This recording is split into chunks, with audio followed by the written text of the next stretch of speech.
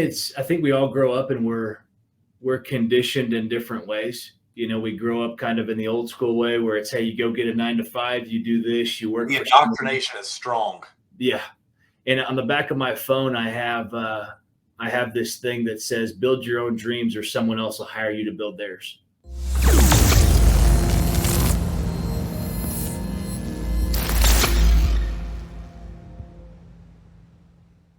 What's going on, guys? Here with one and only Hayden Burger, the 100K man. How are you doing today? Blessed and highly favored, as some would say. Grateful to see another day. No, 100%. So, Hayden, tell me, just kind of introduce yourself, who you are, where you're from, and kind of what you did before coming to Symmetry. Yeah, absolutely. So, my name is Hayden Burger. I've been with, I guess I'm from Texas, I guess North Texas in Carrollton, if you will, pretty close to Dallas. Been with Symmetry full-time since September 12th, 2019. And before I actually worked in the oil and gas business for a handful of years before I decided to quit playing hokey pokey, as they say, and put both feet in and started, turn myself around, if you will. So I've just been blessed over the last couple of years, just being able to be a part of this company and the culture and just find my success the way that I've been able to find it, if you will. So. No, 100%. So you don't come from any sales background, nothing like that, just manual labor? Yeah, no sales background. I mean, I've actually worked in the golf business for about 9 years. So I have worked with people before, but nothing like this, where it was like this business is all on you, but it's also not, because you don't do this alone, right? You have a team of people around you, but you have to decide to go out there and put the work in. So, but I've never done something quite like this, but I have worked with people before, but mostly, W-2 type stuff. No, I like that. So any college experience, anything like that? I did go to college. When I graduated, I'm 29, getting ready to be 30. When I graduated high school, it was in 2010, and I left and moved to Arizona to go to a trade school for golf.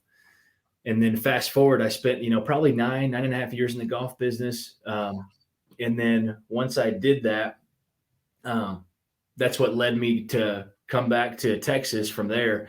And then what I did from there is I ended up getting enrolled into Texas Tech University, which is where I studied for oil and gas. So I went out there for about 3 years because I was like, I need to do something different. So I was actually teaching golf, and one of my clients was like, hey, you need to check out this program. So I went to Texas Tech, graduated, and looking back, I think I just needed it for the discipline. But if you don't want to go to school, you don't need to.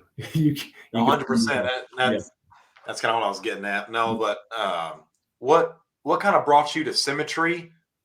Like, how did that kind of get started for you? For me, I have my twin sister and her husband. They had gotten into the business through a series of events, and I saw on Facebook a bunch of leaderboards, and I was like, what in the heck are these things? Just a bunch of numbers to me at the time. And I was actually sitting out in West Texas. I was doing some title work in the oil and gas business, and I had decided to get my license on a whim.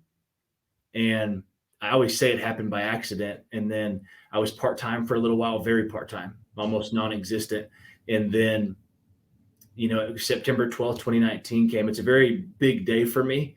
And I always, when it comes around, I guess on the calendar year, it always gets me fired up because it's like a holiday for you. Yeah, that was the day I was like, all right, we're jumping in and let's go. So, but that was it. I saw my family. So I said, hey, can this work for me? It's working for them. I figured out what they were doing about my license. And I was like, what's the worst that can happen? Am I going to just, if I fail or quit, whatever, I'll go back to doing what I already did. So here we are. No, and what organization are you with now? So right now in Symmetry Financial Group, I'm in the Faulkner Master, which is Faulkner, Smith, and then Pritchett hierarchy, and then it's obviously Symmetry. So, yeah. You're up there with some power swingers. Oh, buddy, I love Marlon's video, man. I make all of my downlines watch that stuff just because the emotion he brings. Like he's got such an amazing story, and him and Cody Askins do this stuff, so it's been cool to be a part of that kind of group. What was really the hardest thing you've had to kind of deal with through Symmetry. Now you've been here, what, almost 2 years, or yeah, a little over 2 years. What's been the main piece of adversity you've had to overcome in this business? That's a great question. I think some of the great people that have come into this business and paid the price. Marlon gave a speech at my first conference when I was part time. It was in Washington, D.C. I think it was 2019. And I was part time. I still went. You got to show up, you got to be in the room. And he gave a speech about the price tag that you put on your life. What price are you willing to pay, right? To get what it is that you want to get. And everybody has a different price. And I think the biggest thing for me was a couple of things. One was understanding that this is not all about me. That was a tough thing, because when I came into this business, the leaders of Symmetry, the owners, will always say people come for the money, but they stay for the culture. And I'm honestly, I came in for the money. I was just replacing an income. So I didn't start that guy. Yeah. I didn't start off building a business per se when I got here. I just learned to be a great producer. And then producers have a shelf life of 18 to 24 months in this industry. And for me, I had to understand, if I want to reach people and make an impact on the scale I want to, I have to go out and learn how to develop others. And that was a big moment for me, because you can go out and if you want to make $1 million by yourself in this business, you can, but it's a lot more fun if you could teach someone else how to do the same thing, because it gets a lot more fun when other people are counting on you to show them that way. And you have to lead from the front. So that was a big moment for me. I had to, and over time, I've just continued to set my price, keep setting it higher and higher and higher, No, I absolutely love that. When you hang out with people like Marlon, you want the kind of life that they have. That's so right. You have to raise those standards and expectations in yourself. I absolutely love that, dude. Mhm. When did you know you wanted to start building a business? Some people just want to come here and produce. Yeah. That is totally fine. But I'm kind of in the same mindset with you. They have a shelf like that. You get burnt out. And what really what tipped the edge on you wanting to grow an organization of your own? For me, I think we all grow up and we're conditioned in different ways. We grow up kind of in the old school way, where it's, hey, you go get a 9 to 5, you do this, you work. The indoctrination is strong. Yeah. And on the back of my phone, I have this thing that says, build your own dreams or someone else will hire you to build theirs. And I got that one, and I was like, what does that really mean? And I said, if I go out here and work for this person at this wage, my price is really low. I don't really value who I am or what I'm doing. And I didn't know that till I got here. I had zero clue. I didn't know what building a business was, So you don't know what you don't know. But for me, what made me want to build is, for one, when I realized that this was not all about me. And when I started doing this business, I realized, hey, if I go out and I'm consistently, booking and setting 15, 20 appointments, if I'm going to set the standard there, how can I reach 40 people? How can I reach 80 people? How can I reach 100 or 1,000 people a week? Because cancer is not just it's not just a medical thing. People that we help in this business, they struggle from different types of cancer, like financial cancer, relational cancer. There's so many different things, and what we do matters, right? And once I started to realize that, I realized that I wanted to be the person that solved the cancer in other people's lives, starting with the agents that I bring into this business. Because the agents come before the clients, because if they're not ready to go out and help the people that we're called to help, we're not going to have a good business. We're not going to have a good foundation. So that's what it was for me. It's just, I realized that, hey, I wanted to go out and not just inspire or just motivate people, because we don't want to always spend our time motivating people. We want to find some people that are motivated. But once someone starts believing in themselves, it's an intoxicating feeling, because they've now unleashed or stepped into the light or accessed another gear in their life that allows them to go out and they can do more, and as a result become more. It is. I kind of look at it like parenthood. Like, my baby's all grown up. No, so dude, what I really wanted to get you on here for, I saw that 100K and 100 days thing, and I kind of wanted to hear the story behind that. Like, it was super impressive to me, because you don't find many people like you and I who just go out and do stuff. Just do it. Yeah. What's the kind of story behind that 100K in 100 days? I think going into Q4 of this year, there were some different promotions and things going on, and they always say what you focus on grows. And if you don't focus on anything, well, you're just going to keep getting a lot of the same things that you already have. Right. So for me, we were setting a couple of goals going into Q4.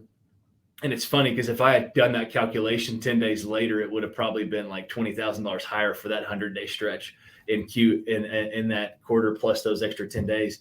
But, for me, it was just wanting to go out there and first prove to myself, but most importantly, say, you know what, if I can go out here, not if, but when I go out here and do this, I want to aim high, because if I miss a little bit, I'm still going to have a heck of a good story to share with other people and say, hey, this is what it took, right? But in the grand scheme of things, the main reason was just because I knew that if I went out there and I paid that price, I had to invest in myself in a bigger way. I had to be consistent. I had to show up, and I had to do meetings when other people weren't willing to do them. I've ran meetings 7 days in a week before because I want to see what it's like. I want to see what type of capacity I have. And to be honest, looking back over the past 100 days, that could have been 200,000. I believe that. I wouldn't doubt it. You can literally do whatever you want to do here. That's right. And that is my absolute favorite part of this business, Mm-hmm. is that no one can tell you what you're worth or what you cannot do here. So what has been your favorite part of Symmetry? Like what's really kind of like for me, I was not the best person in the world a year ago. Yeah.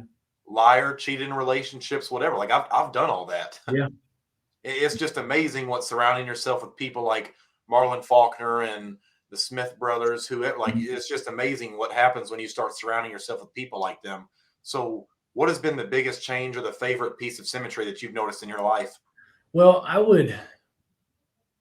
been full-time for a little over 2 years now, and at the end of October, I was telling you before, at the end of October, I was living in Fort Worth, Texas. That's where I was the last 2 years. And I realized that I had become a great producer, but I wasn't following our 4 cornerstones of our business how I should. And to answer your question, the biggest thing and the most exciting thing is that once I realized kind of the key to what I was missing, Marlon actually called me and said, he told me, for once, he said, you might look like a superstar to other people, but I think you're mediocre. He said, why should I celebrate you for what you did when you're just stepping into the person you were always created to be? And when I left Texas and I moved a state away to come out to Tulsa, Oklahoma, associate with the right people. So when I got around him, it wasn't just good for me, it was good for him too, because we're operating on a similar frequency. But that one thing there, when he said that, of course, he kind of fired me up. That was a slap in the face, man. I'm like, okay, I'm going to show you. Yeah. He told me that, and it was recent. It was pretty recent. This all happened, recently when I started getting mentorship from him. But the association single-handedly after the last 24 months was the biggest thing and most exciting thing, because now I realized there's a lot more possibilities when you take it off of yourself and you realize, hey, there's so much more here to have if I just associate with the right people who are thinking on the same way, right? Because we're not here alone. If you want to go fast, go alone. You want to go far, go together, right? I love that. I want to hit on what you said a while ago. You weren't following the cornerstones. I think this is a good vulnerability moment. What did you mean by that? Well, in life we have, especially in our business, we'll keep it obviously with Symmetry Financial Group and Equality. We have 4 cornerstones because those are things that we operate off of, right? That's a blueprint for us to come in and be successful here. And the thing is, it's funny because when you don't follow it and you're not having the success you want, you always can tie it back to there, because that's one of those keys to success within our industry. It doesn't matter if you're with Symmetry or anybody else. It's the same thing. You have core values and you have cornerstones, right? So for me, it was just, I was getting burnt out when I was by myself, because I would go out and produce, have a low week, never let it come to a bad month, but it was more just, I wasn't really plugged in the way I should in allowing, because Symmetry is not taught, it's caught. Symmetry is not taught, it's caught. Ooh. And that's what Marlon's always, my mentors always told me, is that Symmetry is not taught, it's caught. And you have to be at events, you got to plug into calls, and you got to do what you say you're going to do, because if you don't, you lose influence with people, So Dude, That's a, I love that. I'm gonna start using that quote. Like, where'd that come from? Like, I don't know. I take credit for that. No, yeah. that's good, man. Uh, what is, since you're building an organization now, where do you see most agents struggling? Like, what do you think their main focus kind of needs to be on, or where do you see their main struggle at? I think it's really just expectations. I think that's the biggest key. It all starts with the person that brings them in. Because when you take someone that comes in from being a W-2 to self-employed, that's an aspiring business owner, those are several different quadrants, right, of business. So I think most agents that come in, it's really just unrealistic expectations, not realizing, hey, I can't just get into this business. Oh my gosh, I got to get leads. Well, yeah, and here's why. This business is like an ATM, but people set unrealistic expectations and they delay their success. What I mean by that is this business and your success can happen a lot faster than you think it can by a four cornerstone. I believe it's number 3, working counsel through massive action and constant correction. So, you have to first say, what is it that I want? And you have to say, what am I willing to do? Willingness, right, to learn, willingness to change. What am I willing to do or give up to achieve that, right? And it's just expectations. They're everything. Recruiting, building, same thing. Recruiting, building, and then obviously producing, same thing. No, I like that. That's honest. Yeah. What is your favorite thing to teach people? Like, I mean, are you like one of the dialing gurus who just love critiquing scripts and stuff and picking up tonality changes? Like, what is your favorite thing to educate people on or kind of teach your agents? Well, I always use third-party stories and listen to the people who came before me. Then I always try and show people, hey, it's great that you're preparing and doing all these things. I don't change scripts. I don't change anything. It's worked for the past 11 years within this company and long before that.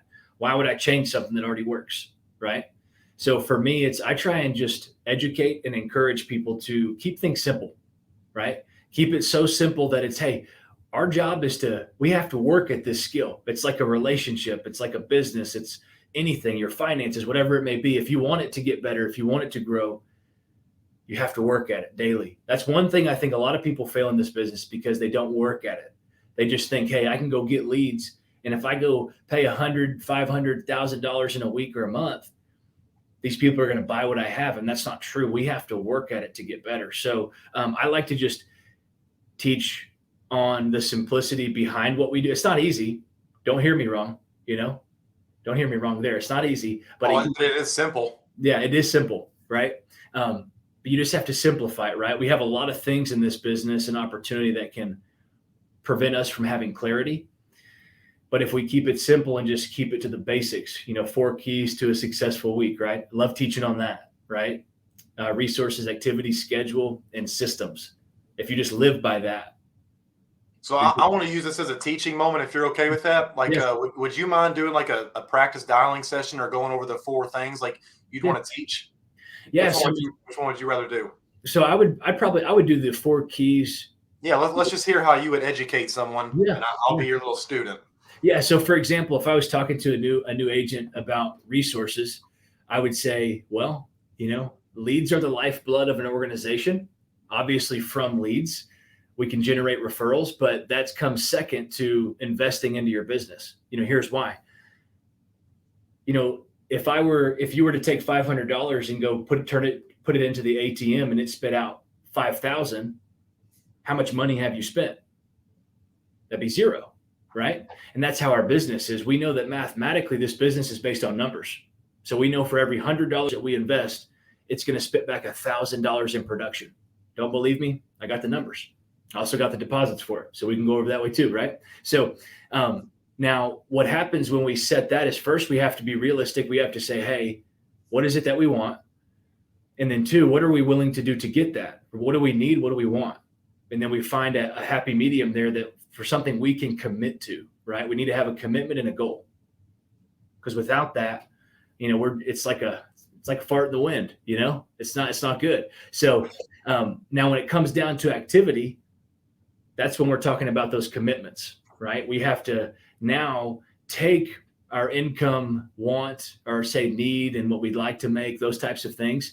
And really, it's so much bigger than income. But we have to identify the most important of the big rocks in our life and say, okay, it's not so much what we need to do now, but who do I need to become to get to this place? It's all in the questions we ask, right? Now, activity, massive action, constant correction. You always have to have that tough conversation with an agent and say, and this is something I had to learn. I've built a team. I wouldn't say I've lost the team. It's just maybe I wasn't ready to lead them at a time. We have to go through that. It's a season. But, most importantly, during that process, we have to have a conversation and ask that agent, now, is it okay that if you ever fall short of your commitment or your goal, is it okay that if we have a conversation about expectations and I hold you accountable to this? Is that fair? Yes. Okay. Yeah. Now we can work together and I'm going to ask them to do the same for me. If I ever ask you to do something that I haven't done, or if I say I'm going to do something that I didn't do, I want you to hold me accountable. This is a relationship. It's a partnership, right? You don't work for me. You work alongside me. Does that make sense? Yeah.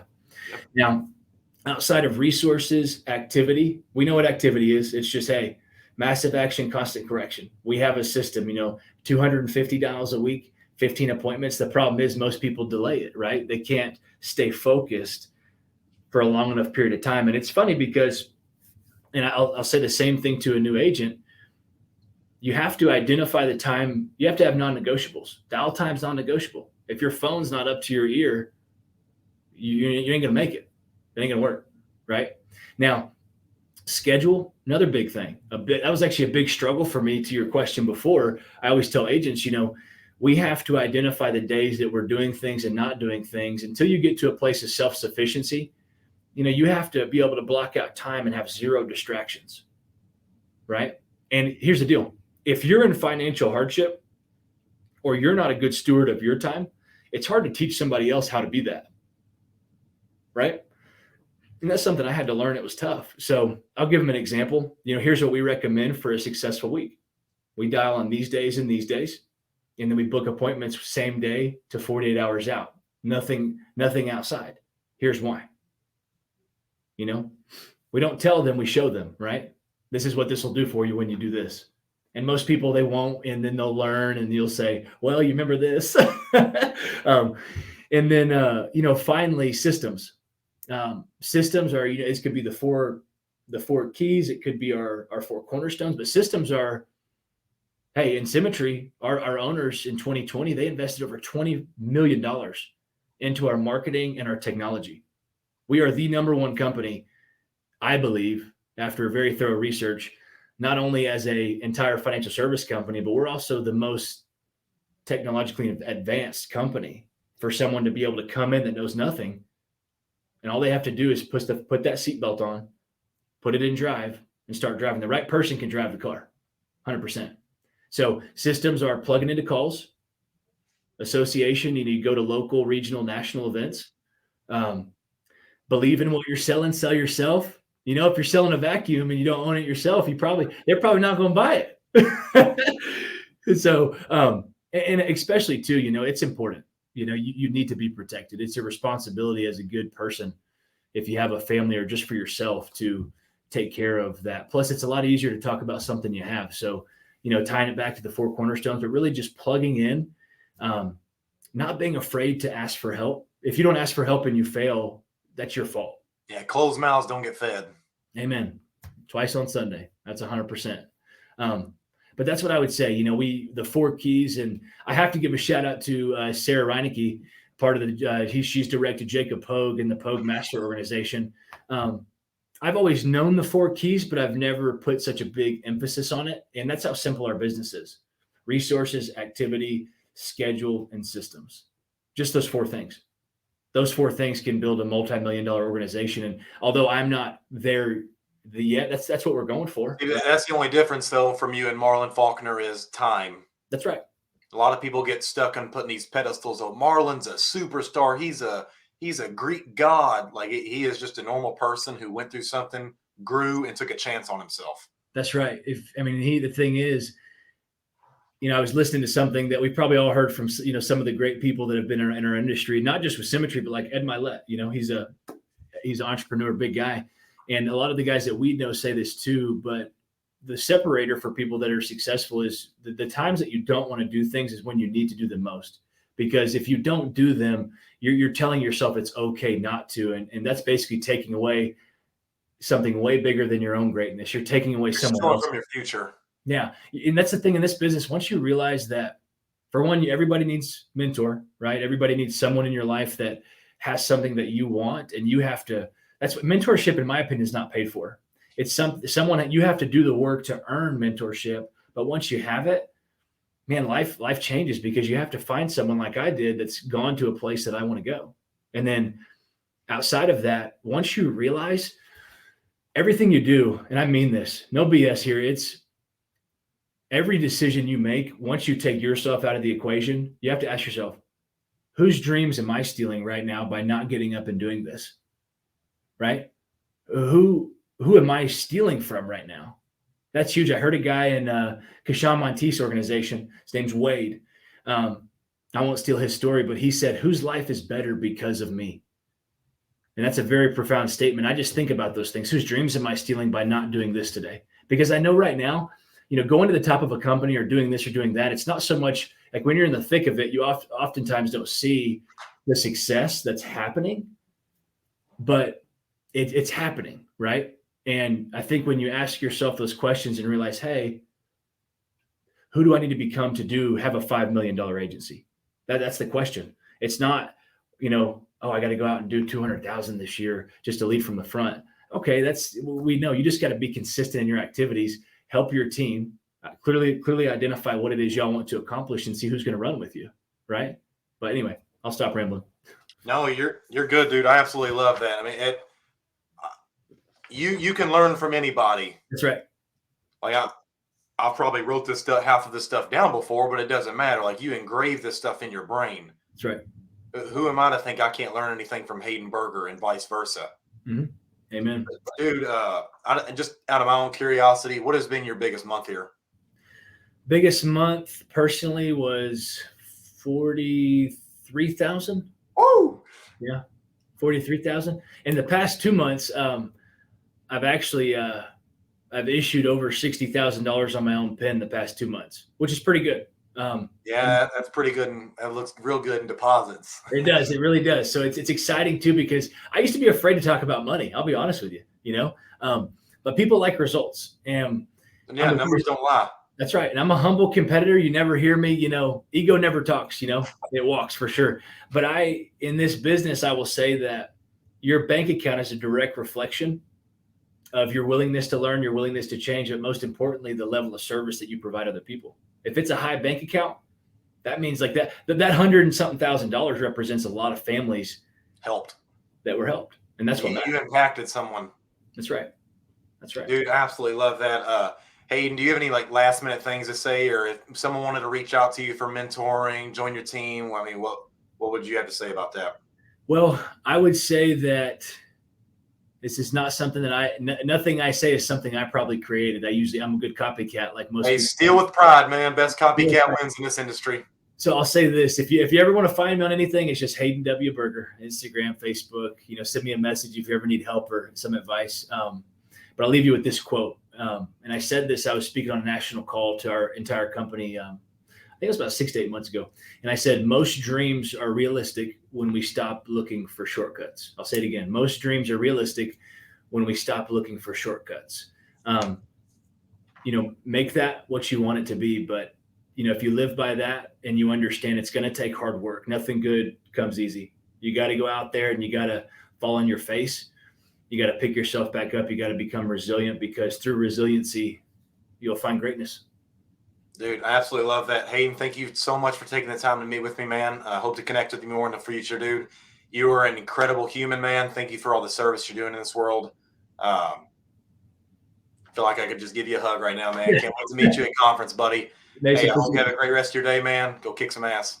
See you, brother. See you, buddy.